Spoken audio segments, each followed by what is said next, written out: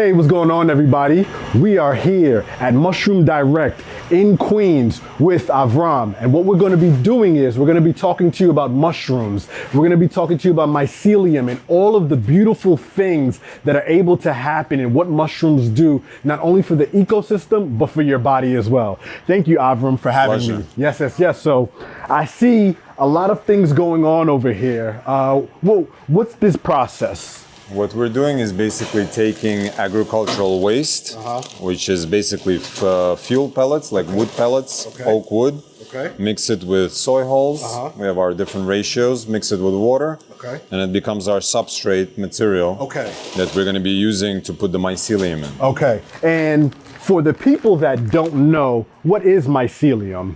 Mycelium is a mushroom network, which basically is created from, when the mushroom grows, they send out spores to kind of spread out their basically seed, if you want to call it that way. Nice, awesome. And then they create the network, which basically cultivates inside the bag.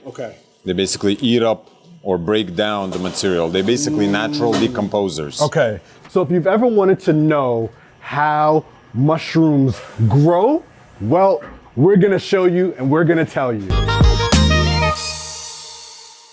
Once we bag it, we take this material and we have to sterilize it. We're sterilizing the material, the substrate, in our autoclave, which goes in 250 degrees, 15 psi. Wow.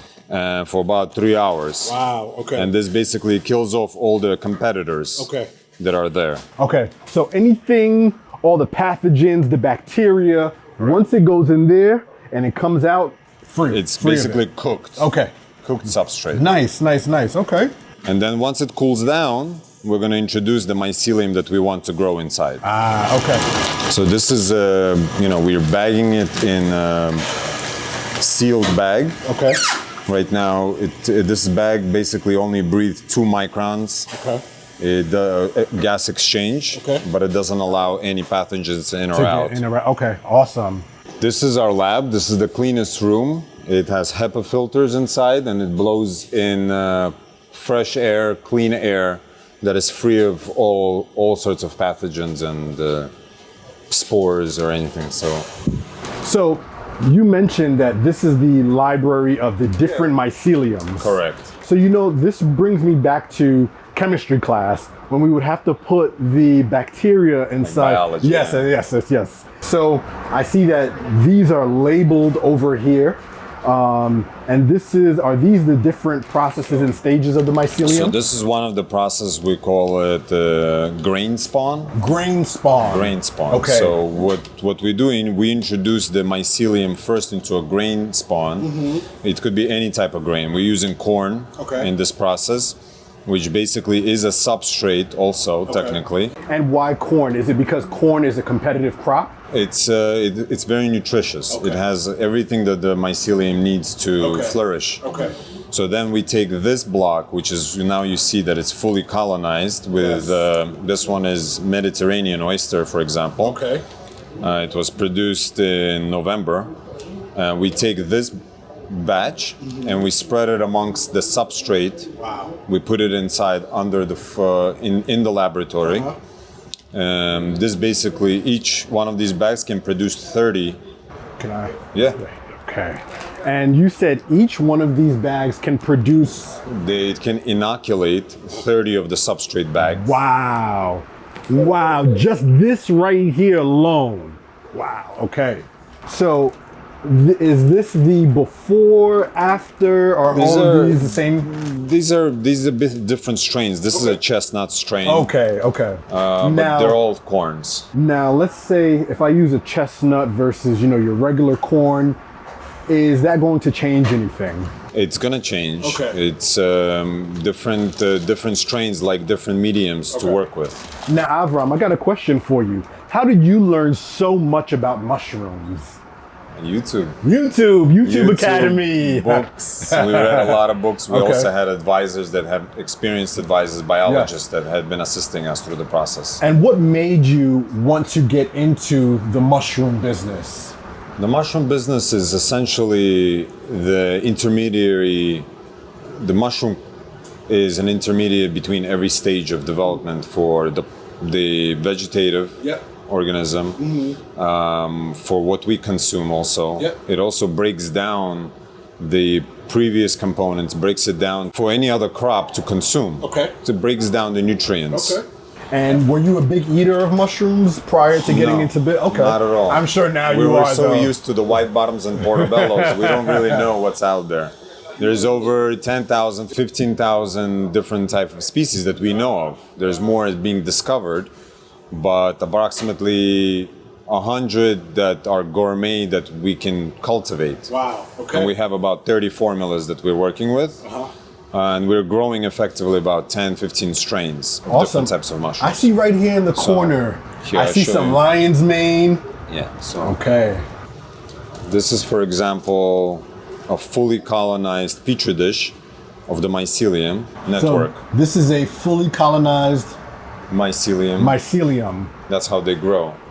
Fully colonized. Look at that. And then I'm going to turn it around.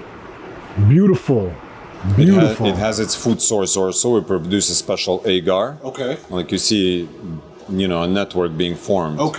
And then we take this petri dish and we put it inside the grain. And it begins to, one petri dish will inoculate one bag.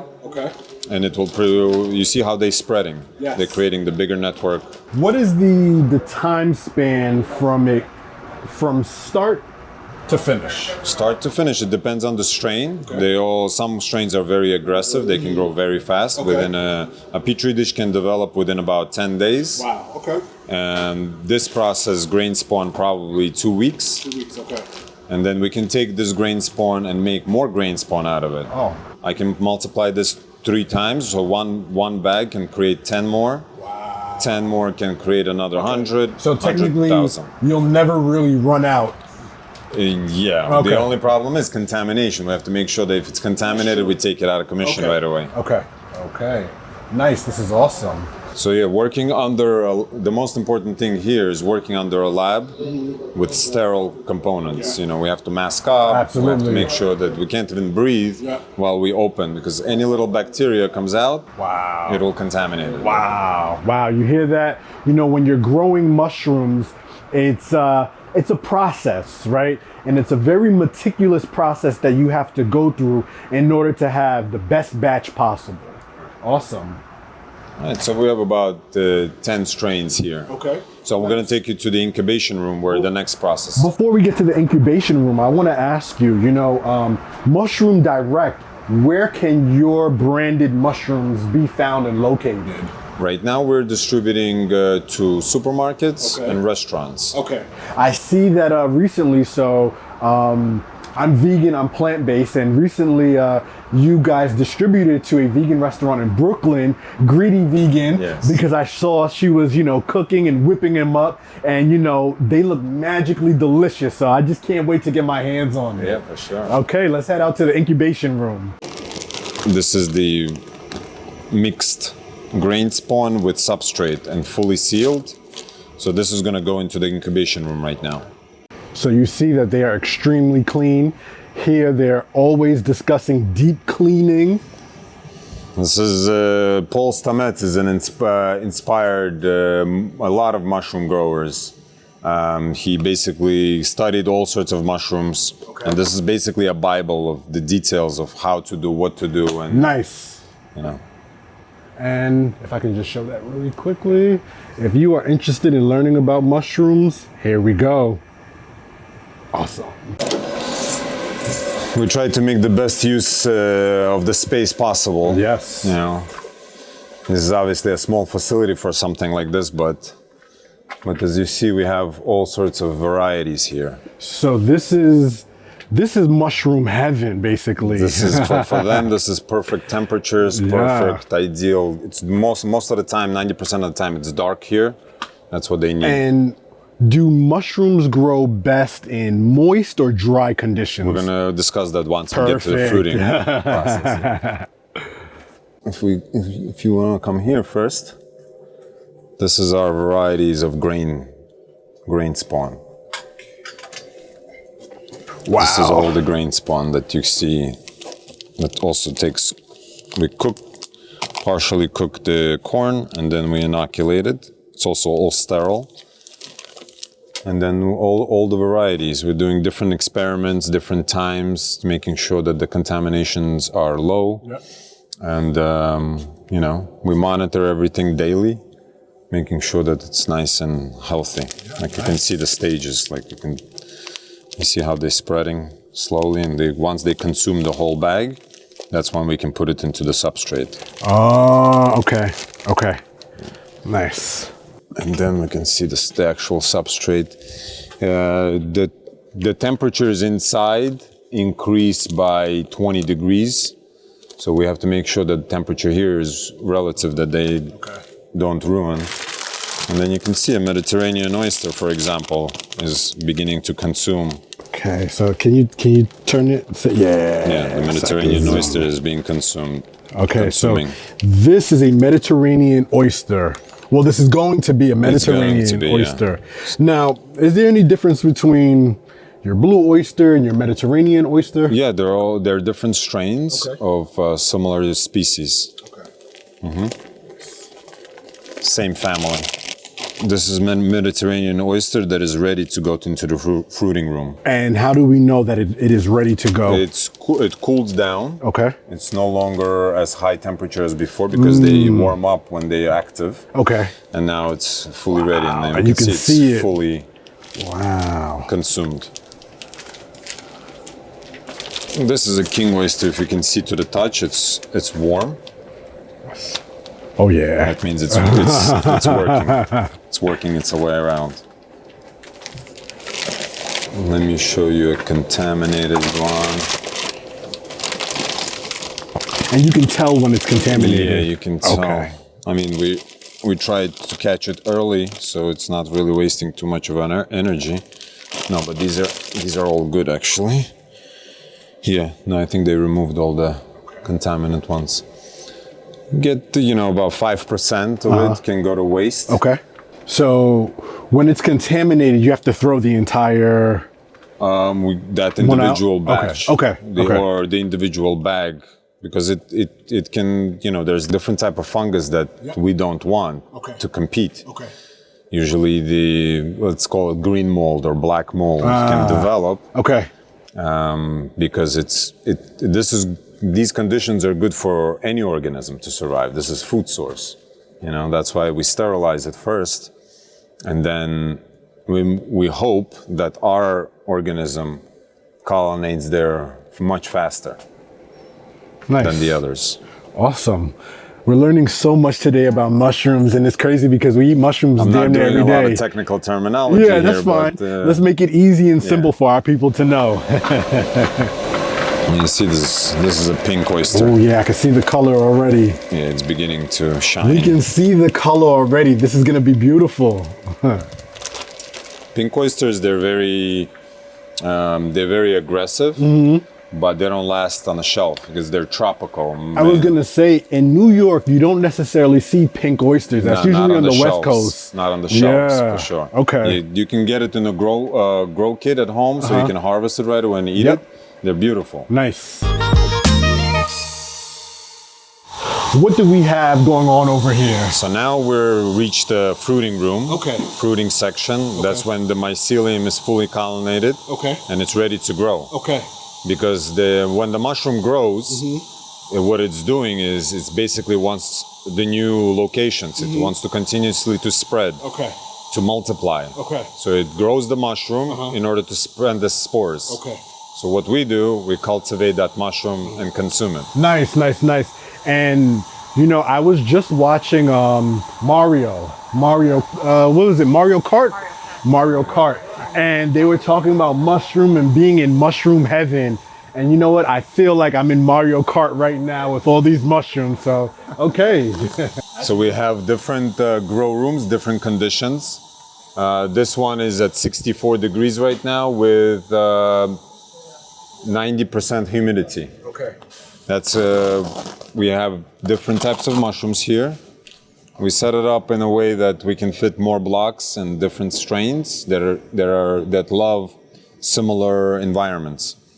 So it's not a lot of mushrooms. This is a new batch that went in, but if you can see to the right, we have already Mediterranean oysters growing. Okay. Oh yeah, I see that. I'm gonna get real close up. Hold on, actually, I can do something with this. Yeah, wow. These are very aggressive. They grow very fast. Okay. And they're delicious. They have a more of a slightly like fish. What do you call that? Taste to it. Taste to it. Wow. And so we have the different growing conditions. This one is the coldest conditions. We have king trumpets in here, blue oysters, king oysters, chestnuts. And why is this the coldest? Why is this side colder than that side? We put special air conditioning. Oh, okay. And actually fresh air exchange comes in straight from the outside, filtered air coming in. It's cold outside right now, so we're using that to conserve energy. Okay, nice. So this is all, we did it all ourselves. We're testing out different technologies ourselves. We created our own steamers to create vapor for the humidity to be introduced into the tents. And how did you learn how to do that? Was that also watching YouTube, reading books and everything like that? Yeah, we learned a lot. Okay. We saw, and then we improved on what we saw for our conditions. Nice. Basically, as creative as you can get, trial and error is the best way to go. Yes, absolutely. And then here we have more different types of mushrooms. I'm gonna give, none of them are growing at the moment, but different type of mushrooms like different type of slits. Okay. Some like side fruiting, some like to be top fruited. Okay. And you will see king trumpets growing right now in this tent, right here. So I'm gonna open one up for you. No, come in. You can see the king trumpets. They're growing pretty wild from the top. I feel the fresh air. You can see when they do grow to a certain size, they begin to release spores. So we need to harvest them before they start releasing spores. Okay. So this way we don't have to do much cleaning. We do have to clean a lot. We have after every batch we clean approximately, comes out to be about once a week to make sure there's no molds, there's no other contaminants. So we observe on the process all the time. Oh, this is beautiful. Here we have some lion's mane. Okay. And would you say lion's mane is difficult to harvest and grow? No, they're pretty good actually. Okay. They're very, they grow very well. Okay. They give a lot of good fruit. I see one right there in the corner. But you have to make sure that you take care of them, making sure that they grow to the right size. You can harvest them small. You can harvest them larger with what we call teeth. Teeth. Okay. Yeah. Maybe I'll show you a block that's like ready. Okay, and I see some pink oysters there in the back trying to grow. Yeah, pink Okay. oysters are beginning to grow, and then we have reishi as well here. Reishi mushrooms. Reishi mushrooms. Oh, and those are very rare to find, I believe, right? They grow about 2 months, 2 to 2 3 months. months. Wow, okay. To get a proper harvest out of them.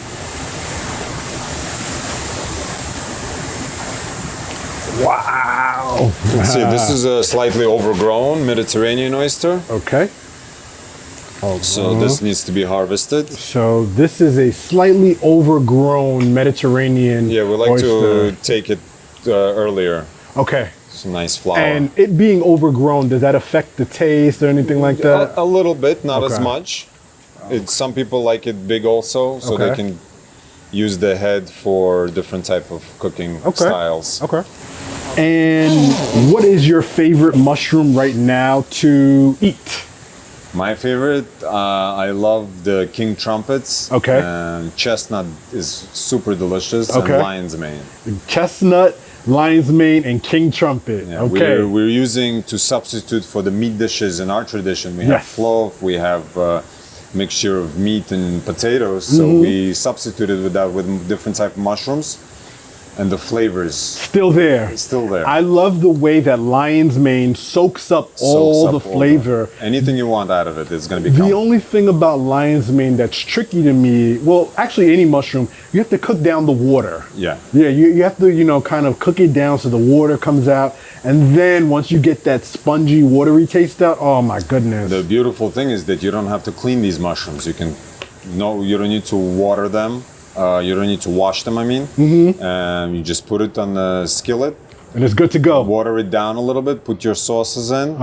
And your spices, and it'll absorb everything you want. Wow. If you guys see Mushroom Direct mushrooms in your local grocery or supermarket, please support. These mushrooms are absolutely amazing. You see here, we're in the facility. A lot of times we don't know how our food is being grown. But here in this video, we're gonna show you exactly how your mushrooms are being grown. Yeah, and we specifically certified organic, bug-free, vegan, kosher, all those things to make sure that we cater to all sorts of people. Wow, nice, awesome.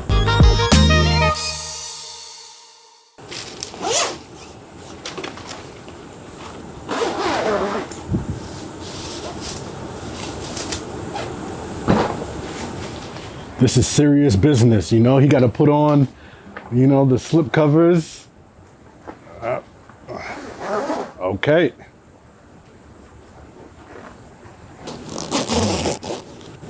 And he went in with nothing, and let's see what he comes out with.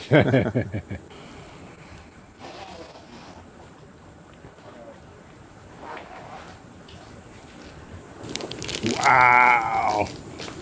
Look at her. Yeah, I did Mediterranean touch. Look at her.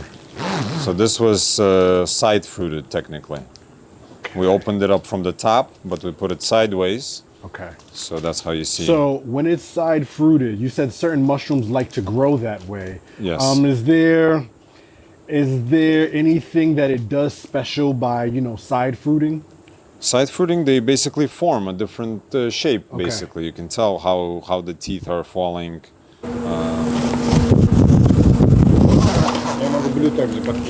Yes. This is a Mediterranean oyster we'll harvest right now. Okay. You'll harvest it. Yep. Nice. And king blue oyster. It's still in a baby phase, but Okay. it's already good to you go. can tell. You can tell it's still an infant. Yeah.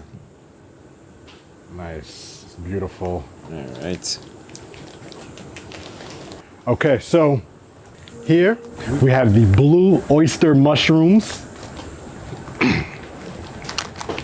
These are the Mediterranean oyster. Mediterranean oyster mushrooms. Come lower.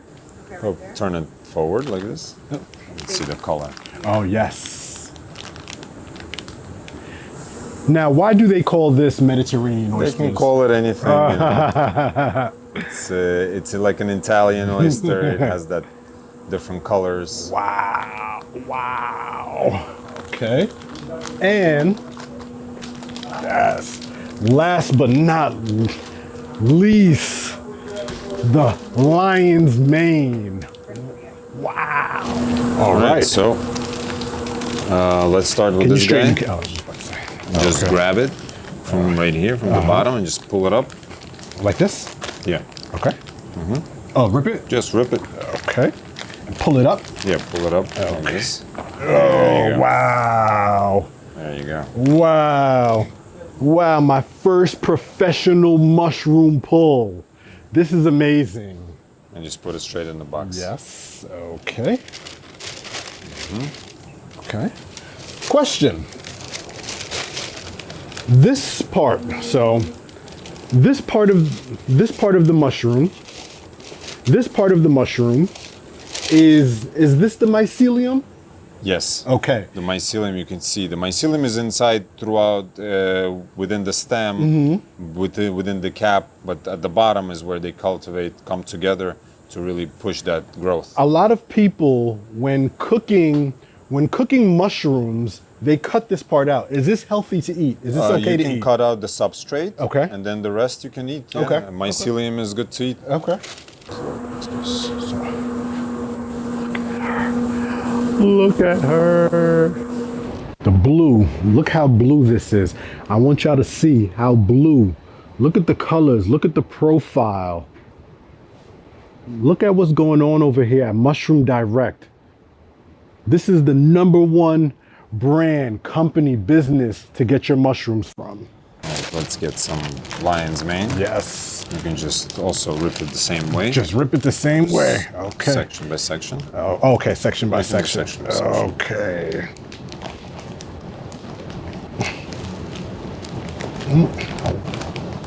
Okay. Yeah, don't be shy. Okay. Okay. Wow. And if you know anything about lion's mane, you know the fur, the mane on a lion. This is exactly what it looks like, and that's why they call it lion's mane. This is going to make such a scrumptious meal. Do you understand what I'm about to do with these mushrooms later on? I can smell it. Woo! I gotta get real creative now, especially I've never had the Mediterranean oysters, the overgrown oysters. Wow. Woo. Okay. I know some of y'all have seen a king trumpet, but in comparisons to this is the king. So y'all might be seeing the prince trumpet, because this one right here, wow, look at that. Look at that. Okay. And I can just pull these right off. Just pull.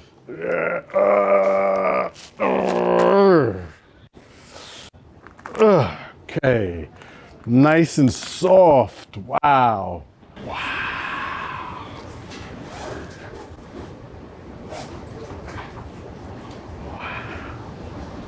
Okay. Oh, this is nice and firm. Yeah. Yeah, the firmer it is, the fresher. The firmer it is, the fresher and the juicier it will be. Wow. And you can eat the whole stem, from the cap to the stem. Wow. But yeah, technically, what we do is we can take this mushroom, for example. We can take the mycelium from under the cap. From under the gills is where the mycelium is being ready to spread out the spores. Okay. So we can clone this. We can clone a piece of it, either from the bottom part or from the top, and put it in a petri dish. Okay. And in the petri dish, it will colonate again. Okay. And then we can reinstitute it back into the substrate. For people who purchase their mushrooms outside of Mushroom Direct, right? And they go to their supermarket, they see the mushrooms, they want to clean it a little bit. What is the best suggestion or the best technique on how to properly clean mushrooms? So if it's wild mushrooms, technically there could be bugs inside. Okay. So what restaurants do, they have to go through every gills. They have to make sure that it's clean. Some people wash them. Yeah. Some people take like a little, like a paper towel. You can use a brush to brush off. Like if you see a little bit of substrate or a little bit of dirt on top from the cultivation process, you can just use the brush to brush them off. Okay. Farm grown stuff, they're very clean. Okay. So can you tell when a mushroom is a wild mushroom versus a farm grown mushroom? Yes. Okay. They look more different, a little bit different in the wild. Wow. Okay. In nature, there's better ventilation. True. You know, True. the change in temperatures, they're more resilient. Okay. Here, they're a little bit more fragile, but we can still mimic almost 70-80% of what it actually is. Okay. It's still considered a clone. If we do find a wild mushroom, we can actually take it and cultivate it in a petri dish and let it grow. And then institute it into our medium. Nice. Wow. Yeah. It's definitely an interesting process. The reason why we're into the food development, we used to grow a company, a brand. We imported exotic fruits, freeze-dried and dried. Wow. We wanted to introduce healthy snacks to children. Yes, yes. With no sugar added or anything like that. Yes, and absolutely. then COVID kind of gave us a different perspective to try to create hyper-local ways of growing our own food. So that's why mushrooms was the next step. When you were doing the fruits, you weren't growing them local, right? You were getting them. We were importing it from, Colombia, from South America. Nice. Okay. exotics. Okay, but and now we have the capacity to grow our own food. And exactly. actually So you guys are provide- the source now. now it's, direct to the source. Yes. Awesome. And this is, it's a labor-intensive process. Yeah. It's difficult to Okay. make sure that you're doing it correctly, because you can't really anybody can grow mushrooms, but Okay. you have to make them marketable. They have to be appealing, they have to be tasty, they have to have all the nutrition. Exactly. We cannot skip the steps. And I love, like we mentioned, it soaks up the flavor. So when people are talking about how they miss meat and all of this stuff, but if you season, I promise, you see this king trumpet right here? We can cut them into circles, right? We can put it on the pan, sear pan it, and then it'll taste even better than scallops. We can turn these trumpets into shrimp. Yes, I said shrimp. So a lot of times people are afraid of mushrooms because of the taste, but you can manipulate the taste with the mushrooms so well that you won't even miss meat. And the texture alone is very meat-like anyway. Yeah. I love lion's mane because you can almost treat it like a steak. Yes. Yeah, you can press it down and then, There's viral I'm video getting hungry going around. now. The good thing is, because they also have, why we chose exotic mushrooms as opposed to others, they have a lot of medicinal properties. Yes, yes. Anti-inflammatory properties. Let's talk about it. 2-week diet on a mushroom will cleanse your system. Wow. It- So Ash behind the camera, every morning what she does is she has mushroom coffee. Okay. So, Yeah, it's very it's popular. grinding it up and everything like that. And, you mix it with your milk or your water and you can start your day. A lot of people are doing, like tinctures and different things. So it seems like mushrooms are very good for healing. They're very good for healing. Yes. They've been around much longer than we have. So they're wise. If you look at the mushroom network, they work to support the environment around them. Okay. Not only did they build a strong network between themselves for their own survival, they also connect to the roots of the tree, for example, the mycorrhizal mushrooms. There's different species, some parasitical mushrooms that take over the host, but in these type of mushrooms, they connect with the host roots and provide the nutrients to the host. Question. How do I, if I'm out in the wild, how would I distinguish between an edible mushroom and a non-edible mushroom? I'm not an expert on Okay, it. okay, but, okay. I did learn a few tricks. There's ways to identify the mushrooms. Okay. There's applications today Okay. that allow you to identify a mushroom. Okay. Because I know some people go foraging and stuff like that. And I'm always curious, are they just picking it and saying, oh, well, it's growing from the ground, I can eat it, it's edible? No, yeah, you have to be careful. Okay. Mushrooms can kill. Yes. They can Yes. poison you. Okay. So there's ways to find out, and you can, by smell, by the look, by Okay. the touch. Yes. You can identify the I mushrooms. think what I'll do then, I'll stick to the mushrooms that I know, and I'll make sure I only get mushrooms from Mushroom Direct then. Excellent.